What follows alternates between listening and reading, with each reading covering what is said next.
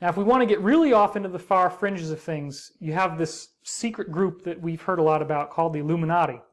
And they're very into bloodlines, and they say there's magical power in the bloodline. And that's why there's these 13 families, and they don't intermarry, and that's why if you're in the Illuminati, you're born into the Illuminati. I do believe that they exist. I've spoken to witnesses who were members of it, who got out. But they're all into this magic power of the blood. But what did I just tell you, right? You can take a salamander embryo, send that energy into a frog. Well, what if your body is the frog, and the salamander energy is like the cosmos, the logos, the galactic creator? That's what the Great Pyramid was built for. You sit in the tomb, the open coffin in the pyramid. The pyramid is a centralizing, focusing spiral of energy. It takes this energy and makes it into a spiral. And I don't have the time to describe the physics of how this works. It's in Science of Peace. But you can experience ascension in the pyramid. That's what it was built for. It was built as a chamber of healing. So the Illuminati are the inheritors of this Atlantean science, which was then distorted, according to the Law of One series, thousands and thousands of years ago, 7,000, 8,000, 9,000 years ago. These negative entities got involved and changed the teaching and put it in a more negative direction.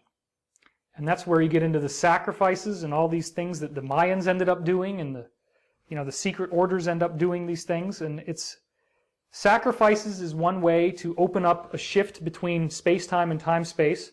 In the death process, you pop a hole through the veil temporarily.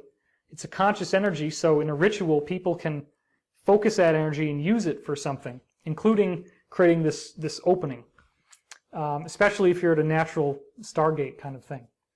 There are technological means to do this also. Now, I am not a supporter of animal sacrifice or any other type of sacrifice. I think it's something that you will end up paying for karmically. That's the thing that's really crazy about the secret orders. It's not that I dislike them as people. I've known a lot of people that are in these groups. It's more that they just have a fundamental misunderstanding of how consciousness really functions, which is a loving creation that we live in. Dan Burrish's data talks about a group of entities from Orion. That is mentioned in the Law of One series. The Law of One series says the Orions are a negative group. Negative meaning that they have an intention to try to take over, to try to control people through fear. So these Orions, according to Dan Burrish's testimony, come from the future, travel back in time, and they're trying to fix their genetic code. They're trying to fix their DNA. And they say that it's because they were bred from a small number of people who survived a cataclysm on Earth.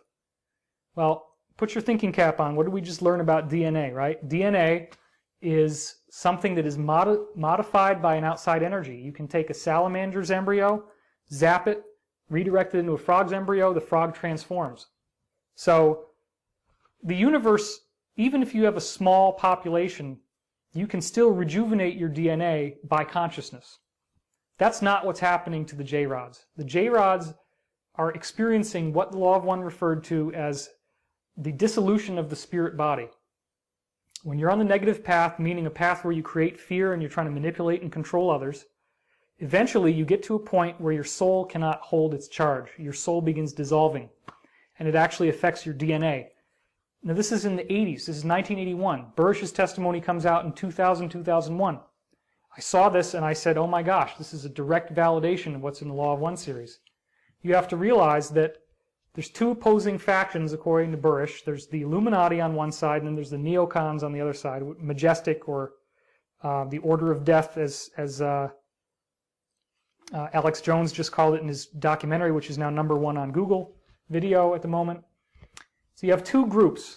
The Illuminati believes in a Luciferian philosophy. Imagine that if you're this secret society, you've been around for thousands of years, and then this group comes along and says they're Christian, and they start torturing and killing all your people and telling you that your knowledge is evil and that you're a bad person. Your natural instinct is going to be to say, okay, well, whoever they say is the bad guy must be the good guy. Oh, well, Lucifer was the angel who had the most amount of wisdom and light, God's brightest angel, who was tossed out of heaven. Well, wherever he got thrown out from, that's not where we want to be, because these Christians are torturing us, persecuting us, killing us. The Christians are suppressing science. because they only say the Bible's way. They're suppressing your natural instincts. They don't want you to have sex. They don't want you to procreate, except under, unique circumstances with a contract, legal contract marriage. So the Illuminati got started as a natural rebellion of these secret orders to what was already being established. They brought in the Egyptian gods, Isis, Osiris. Osiris is represented in Egyptian mythology by the severed phallus, the penis, which is symbolized by the obelisk. Isis is symbolized by a woman holding the torch, which represents the secret mystery school teachings, and the book, which represents the mystery school teachings. And then she has these rays coming off of her head. Torch, book, rays on the head. American sculpture, harbor of New York City. Ah, the Statue of Liberty. Obelisk, Washington Monument. So this is back of the dollar bill. Pyramid, eye on top. They hide it right out in front of you, and they laugh at you. They laugh at you because you don't understand. I have been with these guys, I have been in the room with them, and they laugh at the average person at how stupid they are. In their mind, stupidity. I don't agree with that, but it is nonetheless amazing that they put the information out there. If you want to know it, you can know it.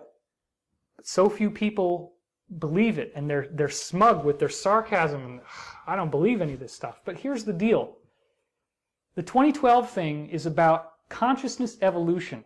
It's about love. It's about choosing to love. All you have to do to get to be a part of the earth that's coming is be slightly more focused on loving people and helping them rather than manipulating them and controlling them. If you have 10 things that you do each day, 5 of them are negative, meaning you manipulate and control people. 5 of them are positive, meaning, oh yeah, you can get in front of me in traffic, or let me help you across the street. If it's a perfect mix of 5 to 5, then you're still not going to make it. But if you're at like 51%, meaning that 49% of the things that you do are selfish and manipulative and controlling, as long as you're 51%, you're going to go through this vortex, you're going to end up in the earth, in fourth density as it's called,